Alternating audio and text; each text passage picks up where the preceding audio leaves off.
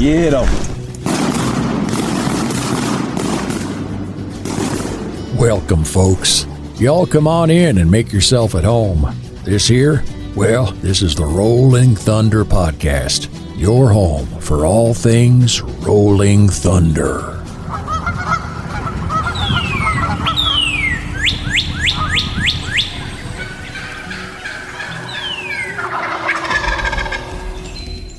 This episode is brought to you by Mossy Oak, because everything is better in Bottomland. Kent Cartridge, quality matters, performance counts. Shen Gear, waterfowl gear that is built better. And Benelli USA, dominate the skies. Bottomland is Mossy Oak's original camo pattern created by Toxie Hayes over 3 decades ago. This pattern preserves the original design while applying advanced technology for increased effectiveness. The same field-proven components and colors, the same dirt and bark elements, the same ability to blend into dark environments and obscure a hunter's outline from every angle. Mossy Oak, Bottomland. From the breeding grounds through the migration routes to the southern wintering areas, Ducks Unlimited has been conserving waterfowl habitat for 86 years. DU volunteers and supporters have helped conserve over 15 million acres, but the work isn't done yet. To play your part in the next 15 million acres, visit www.ducks.org and join our volunteer team, or find an event near you. Ducks Unlimited, the world leader in wetlands and waterfowl conservation. We're definitely telling them that you did that. Oh, absolutely. Absolutely. I deserve it. And welcome back to another episode of the Rolling Thunder Podcast. Welcome back. Back. Trip, why are we back? Did you, hey, I was just making sure you hit the record button this time. I did this time. She's red. Well, I did good this deal. time. So she is red. We are recording. Okay. Well, good you guys deal. missed a really good 15 minutes. Yeah. This is like bonus. You know what I mean? 2.0. It's a bonus and you don't even know it. Yeah. So the reason why we're here, back again, is because we have some road travelers, some road trippers that just got back from Minnesota. And hats off to Riley Bennett. Thank you. Tip your cap, ladies and gentlemen. Joining the 10th Legion. Our main man punched his first tag. I did. It was the craziest moment of my life. I don't know. I went back and forth. Describe it in one word. Surreal. Okay. I like it. Surreal. I think that's don't a ask good me how word. to spell it, but I know. Surreal. S-U-real. Surreal. S-U-H real. But yeah. When it all came together, did it make all the doinked off days worth it? Like, you glad you went through Absolutely, everything? man. I FaceTimed my buddy Will that I've turkey hunted with a ton, and I was just like, it happened. It can happen. It will continue to happen. I don't know when, but I done it. So It'll happen again. That's right. It was I'll never forget it. It'll be something that's going to stick with me forever. You'll go do it again. I'm going to do it again, hopefully. Yep. I'm going to try. Won't be for a lack of trying. That's right. That's right. And Drake killed one too, but yours is better. It's funny because, Drake just killed his first this year too. And now, Homeboy's been been going on a rampage since he got back from Georgia. I told y'all that was going to happen. I hope. He's been mean to him. That's what sucks. Mine happened a little late because Cecil, he texted me and he said, now that the monkey's off your back, they're about to start rolling in. I can just feel it. So I think that's one thing, and it's not going to happen just automatically because you killed your first one. Right. But obviously, when you finally put the pieces together and get that, because you had so many great hunts where just that last right there little bit, it didn't finish for whatever reason, and now that you've completed it and seen, okay, this is what a successful hunt looks like, it's just going to keep piling on to the next one, next one. You're going to keep learning, and so. I'm happy for you. I think it'll go real good. You're the best yelper I've ever heard that was still a virgin to killing turkeys. Both of these people right here in March were the best turkey callers that have never killed a turkey before. Oh yeah, 4 or 5. Hands down. That. I appreciate that. It might have a good tone, but some of the things I don't know what to do. It's kind of like, what do you do when you do some of these things? You know, so I've been learning that. But I kind of figured out less is more. I'm a big power duck caller. Love blowing my duck call at the right times. You know. Yeah.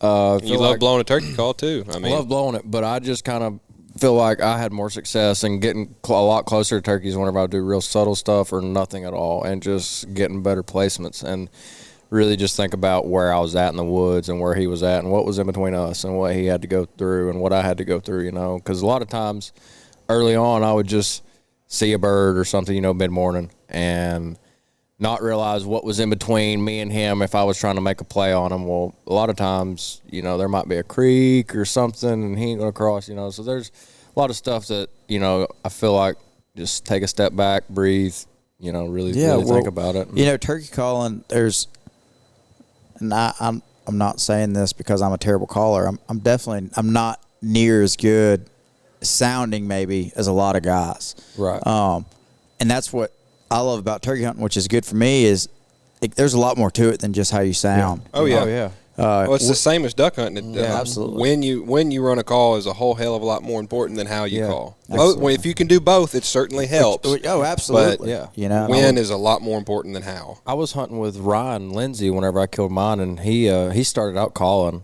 And right before I killed mine, I actually ended up striking him up. He looked at me, he was like, well, you try calling. Well, I started pop, pop, pop, pop, pop, yap, yap, pop, yap, yap, yap, you know, kind of just done one of those. And he looked at me, he was like, well, why have I been calling? I didn't realize you were calling. I just kind of started laughing. I was like, man, I wasn't going to say anything to you. Like, yours was good. Like, all turkeys sound different. Like, right. As long as you've got a clean then rast. Top end and bottom end and cadence. There ain't much I could say. I mean, all turkeys sound different. We've all heard them. Yep. Every hen sounds different. So, you know, luckily I was able to strike mine up. It was cool. Glad I was able to do that. But I ended up calling from that point forward. It was But there's something about killing your first turkey, but it's a whole lot more special when you can yelp up your first turkey. Yeah. Whether it's the first one you ever killed or it's the first one that you've ever called up by yourself. I mean, that's just me and Drake did a unreal. little team assembly for his. Yeah, we had us a full spread, different sounding hens. Yeah, they're grouped up out there, and they're just wanting to fight. Duck So hunters. we had the old diver J-hook special going down. Y'all think we're playing? What was the nickname that you Booga and Ooga? Is that what you said? Yeah, Booga and Ooga now that I got my hat and killed a turkey. Is that the first time you hunted in that hat? Oh, that hat is 2 for 2.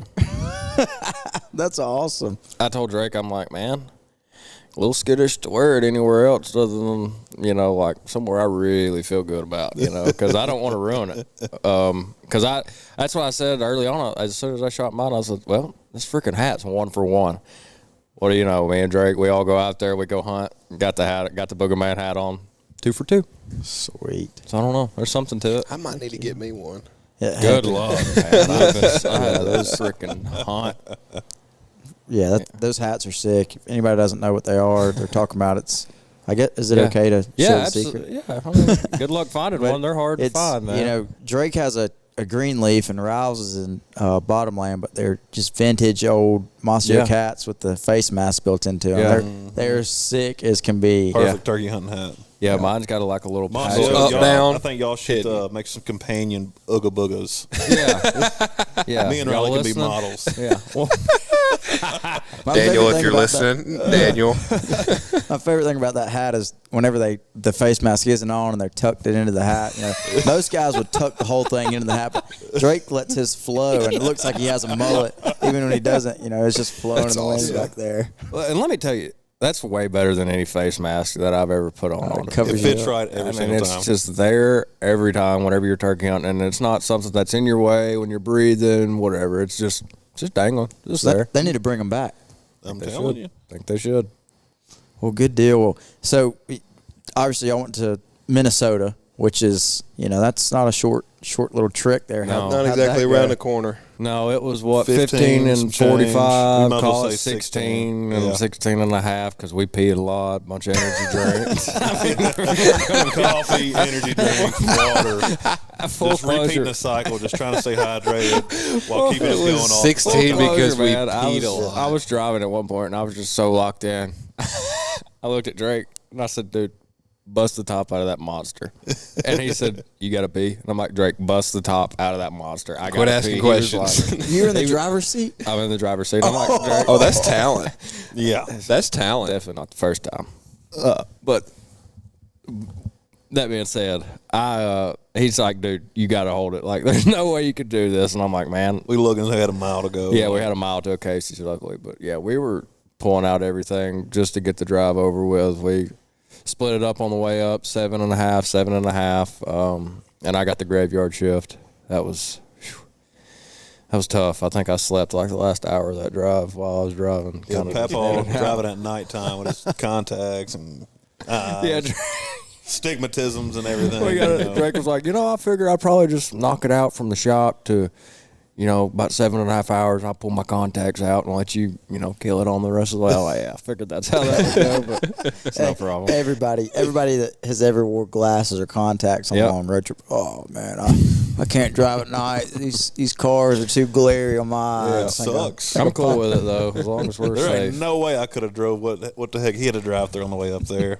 We couldn't even hardly see the dang road. It was pouring. I drove through some bad rain, too. Road work with like bad no paint dividing the road. I looked at Drake. I was like, dude, I can't a buggy see. Windshield too, and it was just smeared and nasty, and couldn't see nothing. But we left. We left out about 12 from the shop Thursday evening, and drove straight up. I mean, no stops other than use the bathroom or get gas. If you was hungry, eat while we was getting gas, or eat whenever we was using the bathroom. Got up there, pulled into the camp at 3:45, and our old local was just tailing away, disking his What? Yeah, 3:45. Yeah, 2 weeks behind. They just got snow off the ground 2 weeks ago. Maybe like so was he still working at 3:45, or had he just started at 3:45? No, he was still working. He pulled her off. Good pulled her on in gracious. at about, I don't know, not long after. I mean, I was still awake whenever he went in. I mean, it was probably 4 whenever he went in. But yeah, then he was up the next day milking cows. Well, that was at noon. Remember, that was at noon. Twice a day. Yeah, Okay. twice a day. But they ended up. He was spreading crap through that field like bright and early the next morning. Oh, I bet that smelled like peaches and roses. It was awful. It was horrible. Gracious. Yeah, but they're busy up there, man. They're trying to catch up. They're, like I said, 2 weeks behind. Just got snow off the ground, which means the turkeys are behind, which means that they're acting right, which, is why we did so good so fast. It was insane.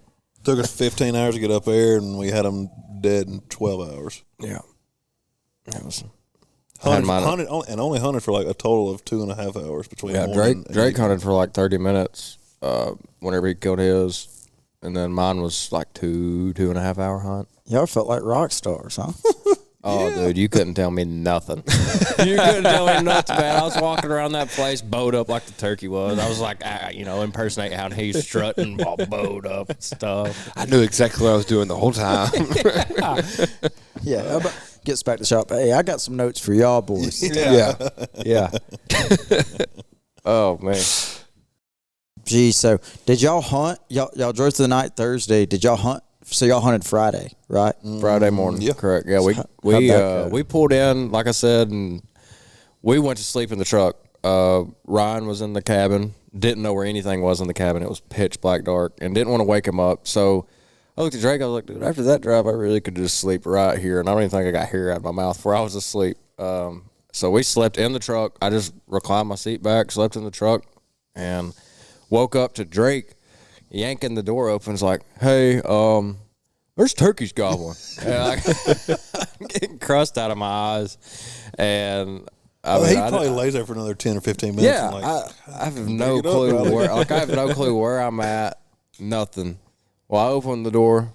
My clothes are in the back, in a tote in the bed of the truck, and I put on my overalls for that morning. And as soon as I put one leg in, right there behind the cabin, and oh my God, there's legitimate turkeys around this cabin. And I mean, it was constant while we were getting ready right there, just all around us. And I was like, well, you should just hunt right here. Yeah. But we ended up driving. Everybody pick a rocking chair on the back porch. Yeah, I don't think we drove, but maybe like half a mile to where we parked the truck. It wasn't too bad.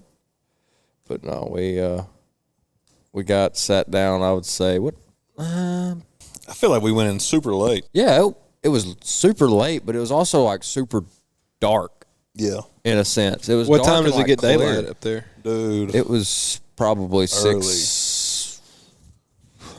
Early, and it stays daylight for a long. It's like it don't get dark till like 10 o'clock up there. Yeah, no, it was. Yeah, the sun didn't set till like 9. It was insane. No, we sat down and there was already turkeys in the process of flying down. We definitely were running late, but it didn't really matter. I mean, you can get away with a little bit more up there. Honestly, those turkeys, they aren't getting hunted as hard, and everything else that takes place down here, those turkeys do not see it up there, and it shows. But we got the decoys. Y'all want to move to Minnesota? No kidding. Or Wisconsin. I mean, if there's going to be ducks landing in the turkey decoys, like you said, there was cranes. We had a crane land just right on the other side of the rise from our turkey decoys. Big walleye. I could do it. We heard the crane roost that was taking place. Right on top of us. It was unreal. He was telling me about it, and I was like, I could hear that. Like, I definitely heard a whole lot of cranes just go wild for no reason. So it sounds like y'all were hunting in the terrarium at the Minnesota Zoo, I guess. Yeah, dude. The amount of wildlife that y'all heard. Yeah, there was a house not far from where we were hunting, maybe 600 yards away from where we sat down, 700 yards, and they had turkeys roosting in the trees in their front yard. It was Jake's, but like we didn't know what, we drove past them. Drove the truck right past them. Got sat down and heard them, and I was like, you've got to be kidding me. And they ran past the truck towards us. They ended up coming and paying us a visit for half an hour and fighting and this and that, putting on a show. But how many Jakes were there? Out of that was the 3 that came sprinting over the hill. Like, I kind of laid my gun in my lap.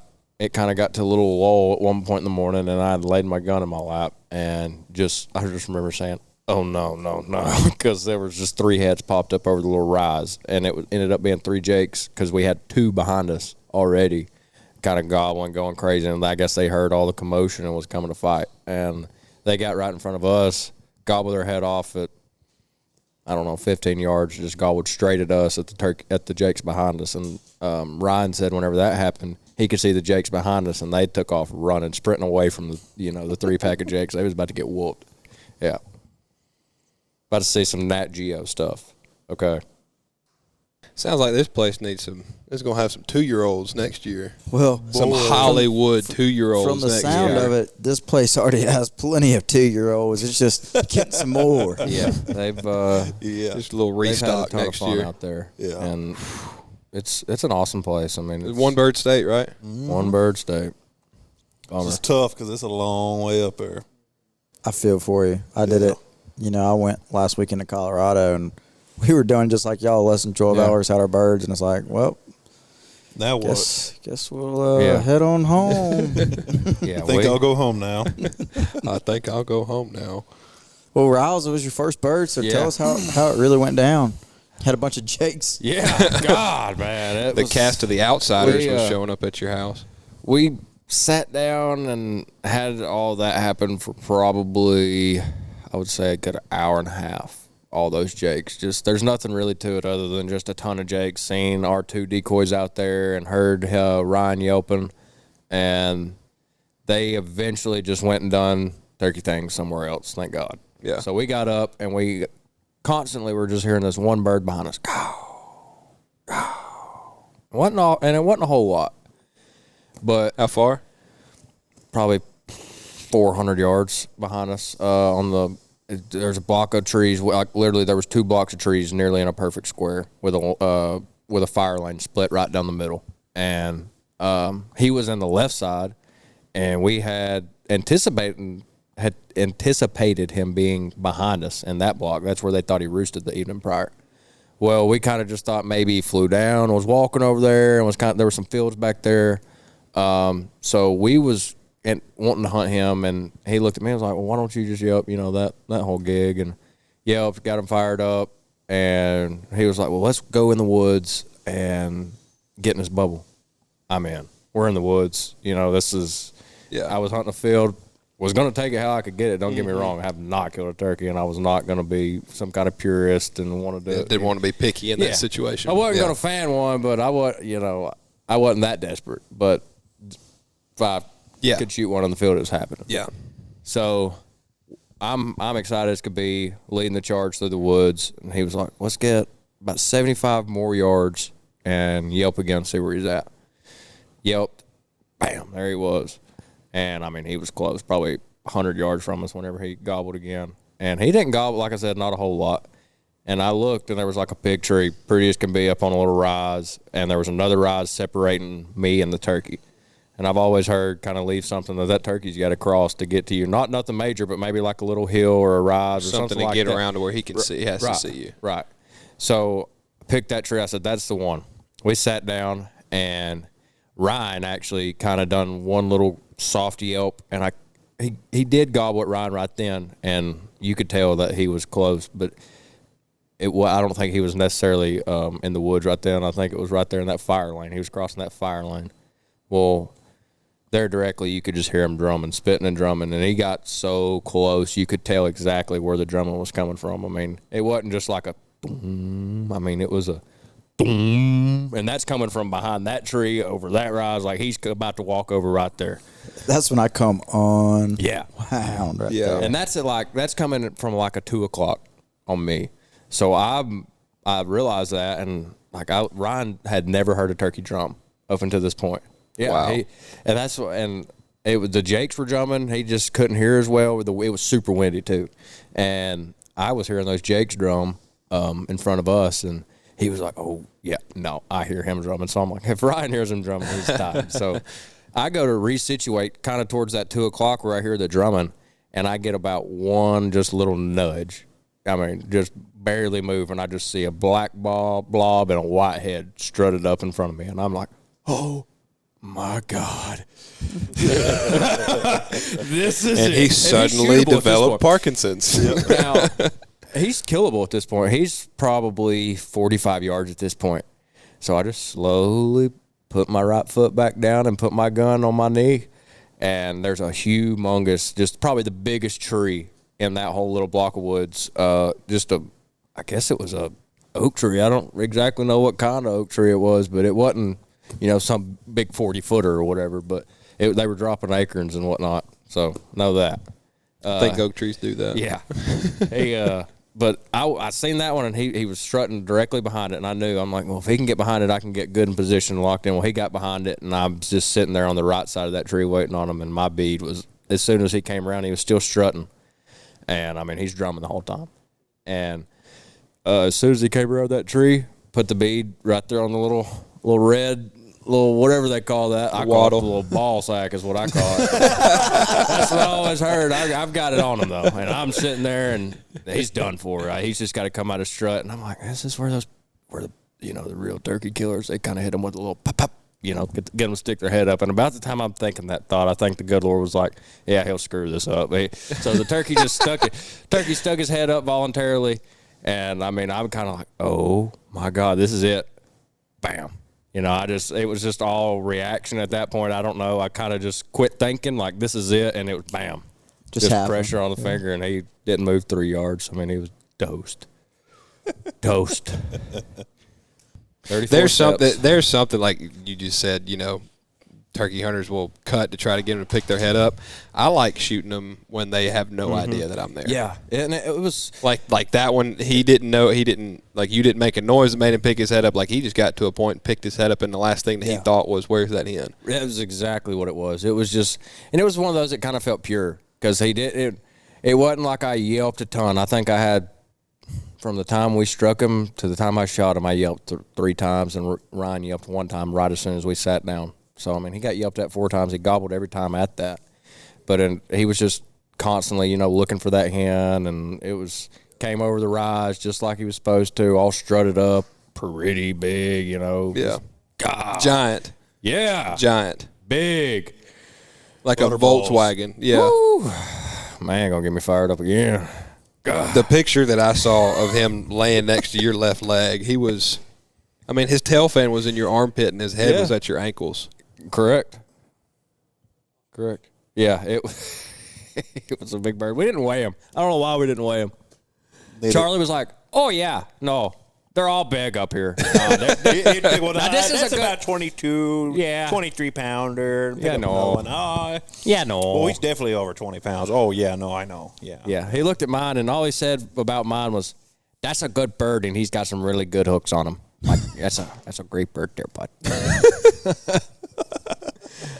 So, but yeah, it was. I sat there with him for 45 minutes. Just sat directly on the tree that I shot him from, soaking it up. Oh, dude! In that moment, were you thinking about all your doinked off missions beforehand? Absolutely. And just grateful for him, or what was your headspace there? Man, I immediately FaceTime Drake. From where you were hunting, could you hear him shoot? I mean, I know he was shooting before 10. Charlie give up on the hunt we were on. We went to go. Yeah, they was done in the truck, and so I'm like, it's prime. Drake's got the Booga Man hat off. Like, I'm expecting to see Drake all Booga Man up, because I'm Booga Man up. He's not. I'm like, oh man, that's tough. I wasn't really thinking about it at that time, because I'm just holding big gob in my hand, and I'm like, I remember telling him, because it was flopping a little bit once I'd picked him up, and I'd picked him up by the head to show him the FaceTime, and it was just whooping me, man. And I looked at Drake, I said, this is a beating I'm going to take. I'm going to stand here and let this turkey just whoop on me. Oh, man. But, yeah, I called Drake, called Will, because Will's been on all the doinked off missions, it seems like, back in Alabama, and he was super, super stoked for me, and just sat there and replayed the actual, me killing that bird and putting it all together. Like, this is, you don't have to yelp at him a whole lot. Like, just kind of get in his bowl, and he's going to come. I say that, it's not that easy. It's not that easy. It ain't no guarantee. But as far as, like, the power call and to get him to yelp, Yeah. Well, that's something, just listening to you tell a story, how the maturity, or I guess mature, how far you've came in the last. Right. I wouldn't have done that a year ago to that turkey. Probably, that first time he gobbled, you probably would have cut at him again, let him gobble. And he's gobbling. I'm going to keep how many gobbling. times he'd have gobbled. I mean, would you even have to go back to last year? Would you go back to April 1st? Would you have? I could have. Yeah, exactly. Yeah. I'd have done. Yeah, I'd have done something bonehead. Yeah. I've got my butt kicked bad this year, and I've learned a ton. So. And then, like you talking about, giving him. Getting in range of something that he has to come around, that's one of those things, especially, down in the South and hunting, big ridges and stuff. Mm-hmm. You may not necessarily want to just get on the side of the ridge that he's on, because he can see for 100 yards. Yeah. But if you sit, 20 yards off that ridge, he's got to come up. And he may only pop that head up for 5 seconds to look at you to find a hen, but he's got to come to you, and he's got to be in range, So you saying that, just shows how much you've learned and what you've soaked in from being around, turkey hunters. Yeah, because that's something it's been foreign to me, really. I didn't grow up doing it. I always played ball. All I knew was baseball. Whenever I was a kid, really, I duck hunted when I could. And then once I got to high school, my mom always says duck hunting ruined me, because that was all I done in high school was duck hunted and played ball when I could, So never turkey hunted, because baseball and turkey hunting clash, and didn't really care about it, because I got bit by the duck hunting bug so bad. But I'm gonna start doing this little turkey thing. Ain't no baseball no more. There ain't no baseball. Ain't no ball to play no more. That's right. That's the reason why I quit baseball, is because it was in really? turkey season. Wow. Yep. It's about over too, man. And I said that, I was like, man, this makes me wish this was just the beginning. That's right. Because I want to go. Like, we're talking about taking another trip this weekend. Next weekend. Yeah, I can't this weekend, but next weekend might be on the book. That's the thing, man. Drake's a prime example of it. Drake's now caught up 4 birds this year. No. 4 successful hunts. 6 successful hunts. Gosh, on them. I'm missing a few. But once you finally put it together, you can get so close, man, and you can learn so much and learn from other people. But until you're there and you finally put it together, that last little bit, just finish. I mean, that last 60 yards of a hunt, is once you finally can put that together, now you've learned that part. Yep. So it's like, That's the start hardest part. Compound. Oh yeah, God, but almighty, you That's put exactly together what Drake said when he got back from Georgia. Is like I feel like I'm able enough to go and do it. Now look at him. He's got been seen 5 more die after that. It's not like a confidence thing. Like I think I'm going to go out there and kill every turkey that gobbles at me now. It's just kind of like a confidence thing. It's more like I'm not a confidence thing, but it's a confidence thing. Yeah, I'm not scared to booger up. I'll never be walking around the woods scared to mess up my first turkey ever again. Yeah. So that thought's never going to be going through my head again. Like I'm going to be scared to mess up every turkey, from here on out, but it's not my first. It's not going to be like my first turkey. You ain't got that pressure weighing on you. The monkey's you're off your back. Yourself, yeah, exactly. God almighty, that pressure. I know what Drake was talking about. Whenever it felt like weight was just lifted, because it was, man. It felt good to just sit there. He was big, beautiful, symmetrical, 10.5-inch beard, inch spurs. They say that's good for up there. That's what Charlie said. Hey, like I good tell down everybody, here. I mean, yeah. I'm full fan, full gobble. Turkey. Full fan, full gobble. I can't remember the last time, and Squints, I don't know about you, I can't remember the last time that I've had a mature gobbling, full fanned, long beard come in range, and I say, let me pull the tape measure out on them spurs before I fire my firearm. I did that. I did that on the first turkey I shot this year. Hodges, last year in Florida, sir. Oh, yeah, I did that one time. and then called him back up and we did and commenced to shooting again. I did that. The first turkey I shot this year, I did that. I got selfish. I got cocky. There's 2 of them coming, and that's the first one came up at like 25 yards. And I knew there was a second one with him. I was like, well, I kind of wonder if that second one's bigger than him. and the one in front of him had like an 8 to 10 yard head start. And so by the time the second one got up and I could see him, the first one was at like 12 steps. And then he saw me and putted and took off, and I ended up killing the one behind him. But I was like, I cannot believe I just did that. I cannot believe I just did that. Riley's talking about was the most perfect fly down hunt of all time. Bird flies down, gets in within 40. Is within 40 for over 4 minutes. Oh yeah, easily. Leaves, and then I'm sure Riley's like, "What are we doing here?" Just letting, and keep in mind, like, letting birds still come haven't in. shot a turkey. I was just holding the camera. Yeah. Why am I holding the camera? I was though, because you were hunting with Tripp. That's why you was holding the camera. On the gun. yeah. Tripp wasn't even on the gun. It was my buddy's property. So, okay. I was like, y'all left somebody out. I'm that was the confused first as hell. time. That was the first time that I've ever seen a turkey die that day. That was the one that got me hooked. Really, I was like, "Oh, that's pretty cool. That's pretty cool good stuff there." Well, good deal. I'm happy for you, man. It's been a heck of a really 2 years now, just chasing, and we've shared some good hunts. Hold on, Drake still got to tell his story. I'm talking to Riley here. All right. Just sounded like you was fixing to wrap it up. No, because I've hunted with Riley, and we've had some good hunts, and we've had some successful hunts. We've had a lot of. Yeah, I mean, if you don't kill a turkey, Unsuccessful it's still a success sometimes. Maybe. I mean. Yeah, but you've learned a lot, right. And it's cool to hear you talk about it and you doing it on your own because, like I say, you can hear whatever you want from the best turkey hunter in the world, but until you go and put what you hear into play on your own, that's when you really start learning. Right. So I'm happy for you and appreciate it. I think it's going to be really good for you. Yeah, it's going to be fun. I'm ready for Alabama to open back up. I was fixed to say the 2 of y'all are going to just absolutely burn through them next year. Maybe. I mean, don't put that voodoo on me. Better knock on some wood there, pal. Let's all knock on some wood. I'm telling you. Oh, maybe. I think that's exactly what's going to happen. I think the 2 of y'all are going to absolutely. Well, let me tell you, Will's place, we've been conserving them. We ain't whooped on them out there the past 2 years. So he's ate up with them. So maybe we'll figure them out next year. Well, for what it's worth, I still haven't killed one in Alabama. So just keep that in mind when it's tough, man. March 27th rolls around next year. I got a lot of buddies that kill a lot of turkeys in Alabama, and I'd tip my hat to them because they're great hunters. But Alabama hadn't whooped me quite near as bad as Mississippi has, but I haven't hunted Mississippi much. One time. It rained. Didn't enjoy it. Oh, that was when you and I were supposed to go, and I overslept. Correct. Yeah. Well, got him. But no, we celebrated hard too. I done everything I wanted to do. Just sit back, hang the bird up at the camp. Had the UPS man. Everybody up there in Minnesota. I don't know if y'all hear anything about people in Minnesota being bad. They're friendly. They're awesome. They're hilarious. Hey, if you ask Levi about folks from Minnesota, he'll flip on you. Really? Oh, Minnesota, South Dakota hate each other. What? Hate each other. I think it's the South Dakota people. Probably so. Have to prove me wrong on that, but everybody I met from Minnesota stand up.